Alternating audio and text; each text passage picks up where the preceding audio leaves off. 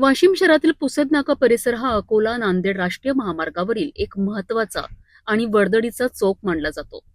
मात्र सध्या सुरू असलेल्या सर्व्हिस रस्त्याच्या कामामुळे या ठिकाणी वाहतुकीचे नियोजन पूर्णपणे कोलमडले आहेत. बुधवारी दुपारच्या सुमारास परिस्थिती इतकी बिकट झाली आहे की चौकाच्या चारही बाजूंनी वाहतूक पूर्णपणे ठप्प झाली आहे. मोठ्या प्रमाणावर चारचाकी, दुचाकी आणि मालवाहू वाहनांच्या लांबच लांब रांगा लागल्यात. उन्हाच्या कडक तापमानात वाहन चालक, प्रवासी आणि स्थानिक नागरिक अक्षरशः हैराण झाले आहेत. सर्वात गंभीर बाब म्हणजे या कोंडीत एक अँब्युलन्सही अडकली होती. त्यामुळे रुग्णसेवेवर परिणाम झाला असून प्रशासनाच्या नियोजनावर प्रश्नचिन्ह उपस्थित झाले आहेत.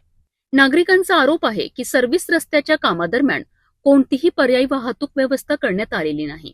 तसेच वाहतूक नियंत्रण करण्याकरिता पोलीस यंत्रणाही अपुरी पडत असल्याचे चित्र दिसले आहे. यामुळे प्रशासनाने तातडीने योग्य उपाययोजना करून वाहतूक सुरळीत करावी अशी मागणी नागरिकांकडून होत आहे.